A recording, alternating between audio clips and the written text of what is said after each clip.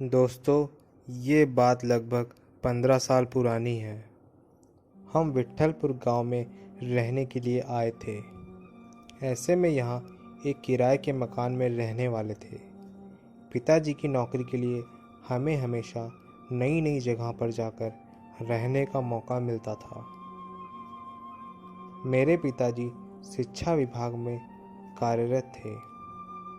नया गांव, नए लोगों को हमेशा हमें मिलने का अवसर मिलता था। यह गांव भी कुछ बहुत बड़ा नहीं था। बीच में गांव और आजू बाजू बहुत सारे खेत थे। गांव हाईवे से कुछ 4 मील की दूरी पर था। सभी यहाँ किसानी करते थे।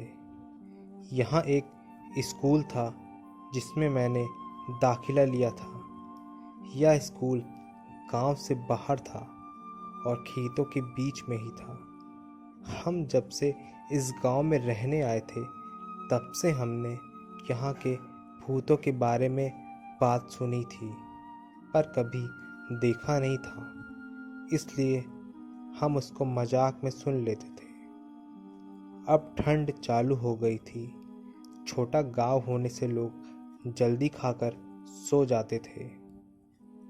कुछ लोग रात को आग जला कर रखते ताकि घर को गर्म रखा जा सके। वैसे उस वक्त स्मार्टफोन नहीं थे और ना ही इंटरनेट था। लोगों के पास टीवी के अलावा कोई दूसरा साधन नहीं था। वो अमावस की रात थी। हम भी जल्दी खाकर सोने जा रहे थे, तभी बाहर शोर सुनाई दिया। लोग खेतों की तरफ भागने लगे। हम भी पीछे गए, तभी हमारा मालिक आया और बोला, बाबू, कोई गहरा संकट आने वाला है। पिताजी बोले, क्यों, क्या हुआ है वहाँ? घर का मालिक बोला, बाबू, आप पढ़े लिखे हो, नहीं समझ पाओगे, आप लोगों को विश्वास नहीं होगा। तभी वहाँ किशन राम आया। किशन राम घर के मालिक के खेतों पे काम करता था। वो आकर बोला, पुजारी ने सपने में कुछ देखा है और सारे गांव का चक्कर लगा रहा है। सारे गांव को मंत्रों से बांध दिया है उसने। मेरी तो नींद उड़ गई थी कि क्या ऐसा भी कुछ होता है, मतलब मंत्रों से गांवों को बांधना। सुनने में भी अजीब लगता था, लेकिन बाहर आकर देखा तो ना मानते हुए भी यकीन करना पड़ा। देखा कि दूर खेतों में आग जलती जा रही है। सब लोग डरे हुए थे, न जाने कल क्या होने वाला था। हम सब वापस घर लौट कर तो आ गए, पर मन में एक ही सवाल था कि ऐसा क्या हुआ कि पुजारी को ऐसा करना पड़ा। सुबह सब मंदिर गए तो मैं भी गया था। मंदिर के दरवाजे पर जाकर देखा तो पुजारी के पास लोग बैठे हुए हैं। पुजारी बार बार पूछे जाने पर एक ही बात कर रहा था, स्कूल स्कूल। स्कूल का क्या मतलब है, ये सवाल किसी को समझ नहीं आ रहा था। पुजारी को देखने का ऐसा लग रहा था कि उसकी हालत बहुत गंभीर हो चुकी है। डॉक्टर को बुलाने कोई गया तो था, लेकिन जब तक डॉक्टर आया तब तक देर हो चुकी थी। पुजारी अब नहीं रहा था। उसका कोई सगा तो था नहीं, इसलिए कोई उसको देखने वाला भी नहीं आया। सारे लोगों ने मिलकर उसका आखिरी संस्कार कर दिया। उसका क्रियाकर्म करके सब वापस घर पहुंचे तो शाम हो चुकी थी। सांप को एक ही सवाल खाए जा रहा था कि स्कूल का क्या मतलब है, जो पुजारी बोल रहा था। ये जो वो पुजारी था वो काफी ज्ञानी था। लोगों की बीमारियां जड़ी बूटी से ठीक करता था।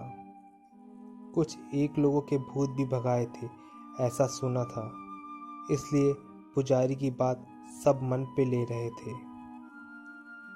उसने जो किया था वो शायद गांव के भले के लिए था। दिन बीतते गए और पुरानी बातें भूलकर सब अपने काम में लग गए थे। गर्मी का दिन था। शाम को स्कूल में साहब लोगों की पार्टी थी। मेरे पिताजी भी वहाँ गए थे। मेरे पिताजी गाड़ी नहीं चला पाते थे तो मुझे साथ लेकर जाते थे। रात बहुत हो चुकी थी। हम सब खाना खाकर वहाँ से निकले। चलते चलते किसी ने पुजारी की बात छेड़ दी। सबने उसको हंस के टालते हुए और खाने की तारीफ करते हुए अपने घर की ओर चल दिए। सुबह जल्दी उठना था स्कूल के लिए, तो मैं भी जल्दी सो गया था। सुबह उठे तो और हल्ला हो रखा था।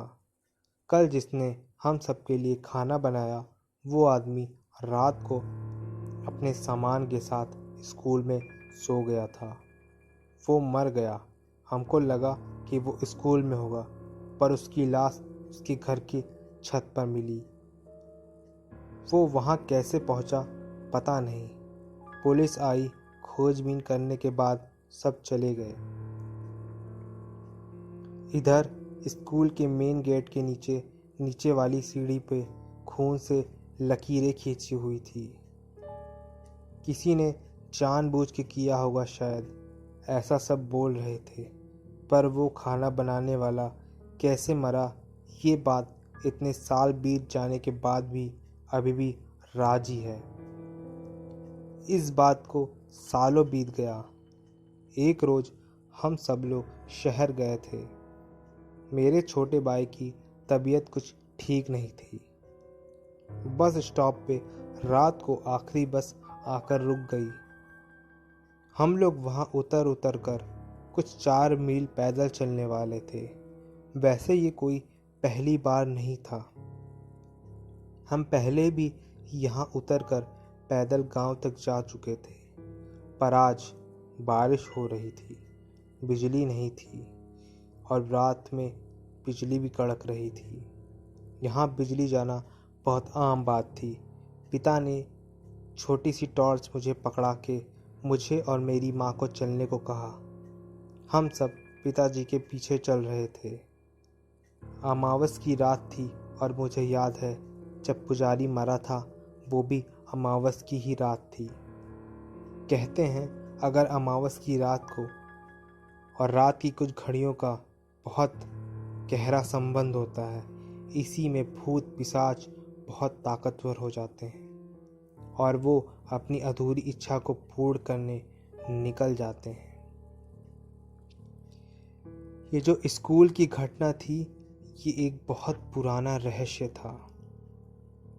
कई बार गांव में कुछ ऐसी घटनाएं हो जाती है जिसकी सज़ा बाद में गांव वालों को मिलती है। ये गांव थोड़ा जातिवाद टाइप का गांव था और इसमें जाति के ऊपर बहुत ज़्यादा लोग निर्भर थे। जो जिस जाति का था उसी तरह काम किया जाता था। एक बार एक छोटा बच्चा जो कि शूद्र जाति का था, वो पढ़ने में काफ़ी अच्छा हो चुका था और वो स्कूल में पढ़ने में काफ़ी तेज हो गया था, जिसे देखकर स्कूल के कुछ शिक्षक और गांव के जो नेता थे या सरपंच कह लो, उन्हें ये बात पसंद नहीं आती थी। वो उस बच्चे को और उसकी माँ को प्रताड़ित करने लगे थे। उस बच्चे के पिता नहीं थे। उस बच्चे की माँ से सारे लोग अपने घर का काम करवाते थे और उसको अछूत बोलते थे।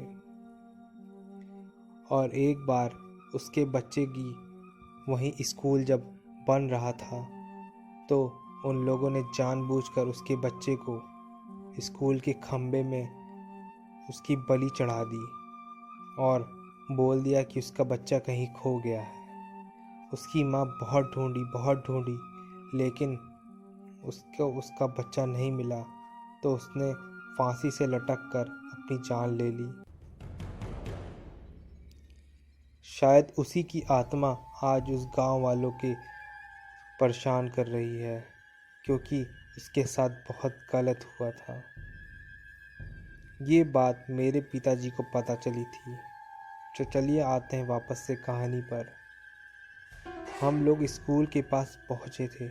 तभी एक बच्चे की आत्मा दिखी जो कि स्कूल के ऊपर चलता हुआ दिखाई दे रहा था। उसका चेहरा पूरी तरह से सफ़ेद था और आंखें बिल्कुल काली थीं। उसी के पीछे उसकी माँ जैसे लग रही थी कोई औरत। उसके लंबे घने बाल और उसके दोनों पैर उल्टे थे। आंखों में सफ़ेद सफ़ेद रोशनी थी और उसकी आंखों में पुतली ही नहीं थी। उसका चेहरा अमावस की रात में एकदम सफ़ेद सफ़ेद सा दिख रहा था। वो आत्मा हमारे पास आई और वो हमारे आसपास उड़ने लगी। ये देखकर हम सबकी हालत ख़राब हो गई। मेरा छोटा भाई रोने लगा और मैं भी रोने लगा। पिताजी साथ में थे, इसलिए हम सबको थोड़ी हिम्मत आई। उस रास्ते पर लाइट भी नहीं थी। वो औरत सफ़ेद कपड़े हुए पहनी थी। उसको जैसे लग रहा था वो ज़मीन के ऊपर तैर रही है लेट करके। वो जैसे ही हमारे पास आई, उसको देखकर मेरे होश उड़ गए। उसके गले में रस्सी बंधी हुई थी, शायद जिससे उसने फांसी लगाई थी। ये देखकर मेरी सांसें अटक गई। उस औरत ने हमारे पास आई और हमको देखकर चली गई, लेकिन उसने हम सबको कोई भी नुकसान नहीं पहुंचाया। उस पुजारी की मौत शायद इसी वजह से हुई थी कि वो पुजारी भी काफ़ी इन सब चीज़ों में विश्वास रखता था, ऊंच नीच और भेदभाव में। उस पुजारी के पिताजी ने ही उसके बेटे की बलि दिलवा दी थी, जिसके कारण उस औरत ने अपने बेटे की मौत का बदला लेने के लिए उस पुजारी की जान ले ली थी। पिताजी और माँ भगवान का नाम ले रहे थे और हम अब आगे जाने की कोशिश कर रहे थे। तभी अचानक से लाइट आ गई और हम सब आगे जाने लगे थे। शायद भगवान ने हमारी सुन ली थी। वैसे वो आत्मा स्कूल के पास से गायब हो गई। हमने भगवान का शुक्रिया किया और वहाँ से गांव की तरफ चल दिए। गांव पहुँचते ही हमने सारी हकीकत गांव वालों को बताई, तो उनमें से जो पुराने ज़माने के लोग थे उन्होंने उस बात पर विश्वास किया, लेकिन जो नई पीढ़ी के लोग थे वो मन ही मन हंसकर हमारा मजाक उड़ा रहे थे। अगले ही साल मेरे पिताजी का वहाँ से तबादला हो गया और हम लोग शहर में आ गए। आज भी हम सब ने उस रात को जब भी हम उस रात के बारे में याद करते हैं, हमारा दिल दहल जाता है। हम सब ने अपनी आंखों से मौत को करीब से देखा था। जब भी हम उस बात को याद करते हैं, हमारे रोंगटे खड़े हो जाते हैं। दोस्तों, आप लोगों को क्या लगता है, जो उस बच्चे और उसकी माँ के साथ हुआ, क्या वो सही था? क्या किसी जाति या धर्म के नाम पर किसी के साथ भेदभाव करके उसको इसी तरह से प्रताड़ित करना, क्या ये सही है? सबसे बड़ा धर्म होता है इंसानियत का धर्म, जिससे बड़ा कोई धर्म नहीं है। आप अपने धर्म को मानिए, अगर आप हिंदू धर्म के हैं या मुस्लिम धर्म के हैं, लेकिन सबसे बड़ा धर्म जो है वो इंसानियत का धर्म होता है। किसी भी जानवर, इंसान या किसी भी ऐसे इंसान की मदद करना जिसको ज़रूरत हो। आज की कहानी यहीं पर समाप्त होती है। मिलते हैं कल एक नई कहानी के साथ। तब तक इसी तरह की कहानी सुनने के लिए चैनल को सब्सक्राइब करिए। आप लोग सब्सक्राइब नहीं करते हैं, भूल जाते हैं। मिलते हैं कल एक नई कहानी के साथ। तब तक आपका दिन शुभ हो।